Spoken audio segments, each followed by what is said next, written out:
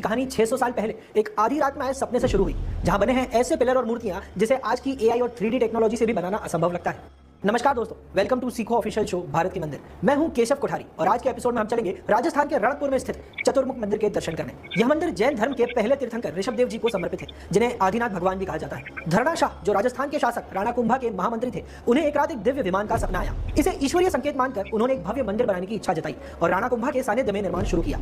इस मंदिर को पूरी तरह बनने में कुल 50 वर्ष लगे, जिसमें उस समय की 3 पीढ़ियों ने इसका निर्माण होता देखा। 48,000 वर्ग फुट में फैले इस मंदिर में 80 गुंबद, 29 मंडप और 426 खंबे हैं। मुख्य मंडप में स्थित है 6 फीट ऊंची आदिनाथ जी की प्रतिमा, जो चारों दिशाओं की ओर मुख किए हुए है, जिसके कारण इसे चतुर्मुख मंदिर कहा जाता है। मंदिर के मुख्य आकर्षण है संगमरमर के बने 1444 स्तंभ। इनमें से एक स्तंभ मंदिर को एक अजूबा बना देता है। पर आखिर ऐसा क्या है इस स्तंभ में? इन सभी 1444 स्तंभों में हर एक स्तंभ पर एक ऐसी नक्काशी की गई है जो अन्य किसी स्तंभ पर नहीं मिलेगी।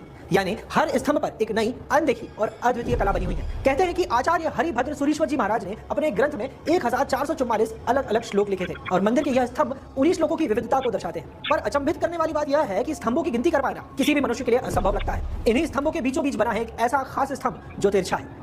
कथा बताती है कि इस स्तंभ को कई बार बनाने का प्रयास किया गया, पर अगले दिन यह फिर से टूटा हुआ मिला। 1444 शानदार स्तंभों के बीच खड़ा यह एक अकेला तिरछा स्तंभ इस बात का प्रतीक माना जाता है कि मनुष्य कितने ही प्रयत्न कर ले, पर वह अपूर्ण है और केवल ईश्वर ही पूर्ण है। मंदिर में पार्श्वनाथ भगवान की भी एक ऐसी अद्भुत मूर्ति है जिसे एक ही संगमरमर की शिला से तराश कर बनाया गया है। इस मूर्ति में 1008 सर्पों के फन है और असंख्य पूंछें उकेरी गई हैं, जिनका अंत आज तक कोई नहीं खोज पाया। चतुर्मुखी मंदिर में बनी शिल्प और वास्तुकला को आज का एआई और 3D टेक्नोलॉजी भी शायद ही कॉपी कर पाएंगे, और इसीलिए आपको 600 साल पुराने इस अद्भुत मंदिर के एडवांस्ड वास्तुकला के दर्शन करने जरूर आना चाहिए। भारत के मंदिरों के आज के